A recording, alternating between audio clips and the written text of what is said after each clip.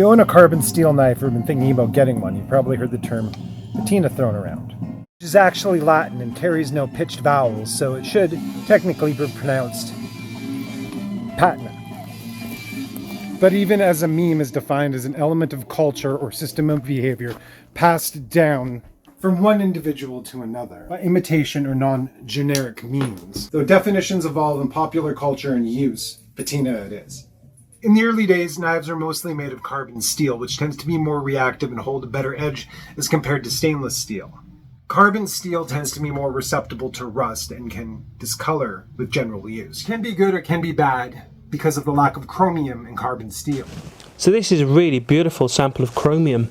So chromium's a transition metal, right in the middle of the transition metal series there, and it's used to protect metal components. It can either rust or patina, and those two are a little bit different. Rust is something that actually eats into the steel and degrade the knife over time. Patina is more of a protective coating that builds up over time and use. Once it's beefy enough, it turns into a really dark coating that will protect your knife from rusting. If you leave rust on your knife for too long, it can eat away into the blade and start to pit the metal and eat away at your knife over time. Most of the time, all you need to do to prevent rust is to wipe your blade off once you're done using it and apply a light coating of oil, which is the antithesis of rust. That can be anywhere from a couple of minutes, sometimes a little longer, depending on the type of steel.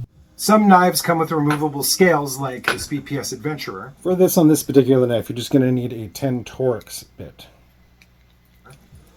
It's important, because of the full tang, to remove these scales every once in a while and give it a good wipe under there as well.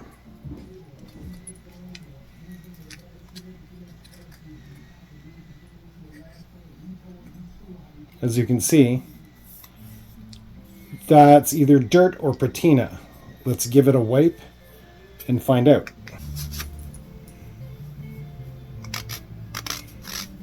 So you can see the dark beefy coating just on the knife itself is actually a patina that's built up over time, which will prevent the carbon steel from rusting. But if you want to force a patina and save time from oiling and wiping down your knife all the time, we'll show you how to do that. So this is what these guys look like beforehand. What you're going to want to do is wash down your knife with soap and water, let it dry it off, wash it down again with no soap. What you're trying to do is get the oily film off of the knife, which is an antithesis to acids, which we're going to be putting these through, as well as an antithesis to rust. So that's why you're oiling them after wiping them off after general use. So in order to save time from the oiling and wiping, we're going to force that patina I mentioned.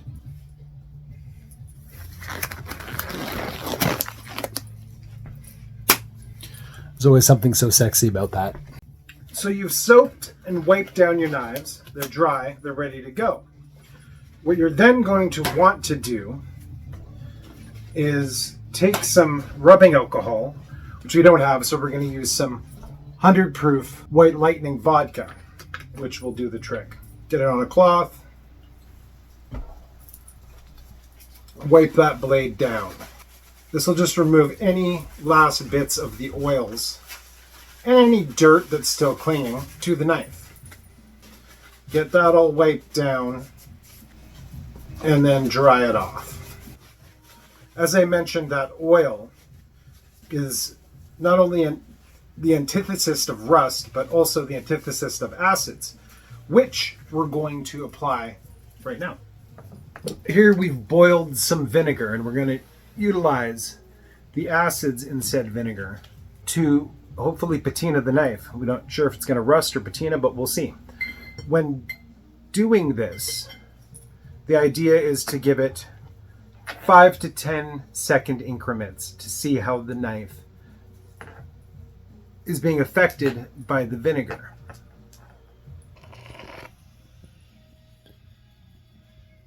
That's only a few seconds. We're not seeing much reaction as of yet. And this vinegar has been boiled, so I've totally smoked out the cabin. But we'll give it a dry off and have a look. Starting to affect a little bit. You can see right here our clean line from where this part of the blade didn't go in. Let's give it some more time. I really feel like I need a Muppet sidekick assistant. I mean, my dog is dead, so...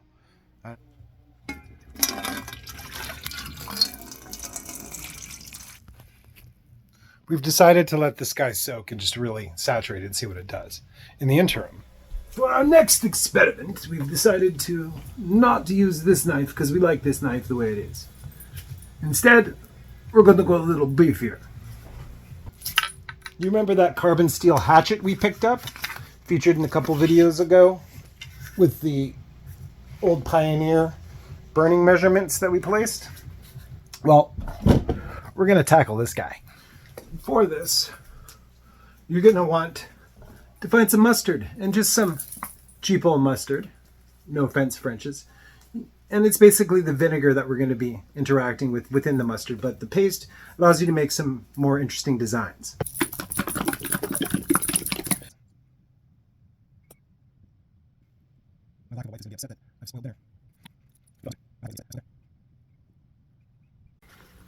Not bad.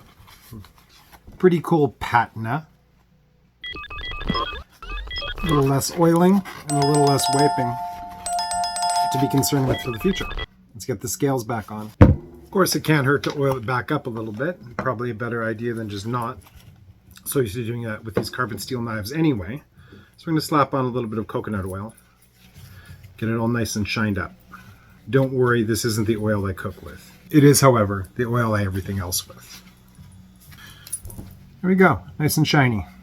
It's intermission time, folks, so hurry, hurry, hurry. Step right over to our refreshment center for the most extravagant... People have been razzing me about wearing sweatpants in a lot of videos lately, so I put on jeans today in order to edit. It has been rumored that out here at the cabin I've given up on life, when in reality all that's really changed is how much more inclined I am to wear sweatpants.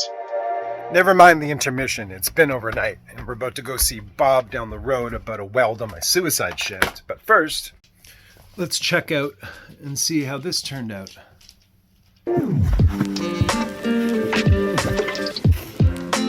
Nice and crusty.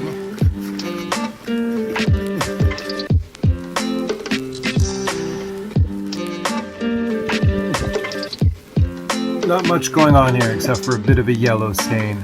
So, forced patina, yes. Controlled forced patina, maybe. I mean, either I was lied to on Amazon and this isn't an actual carbon steel head, or it's just such a heavy concentration that no go, or the mustard was off. In any case, what do you guys think? Leave me a comment and let me know.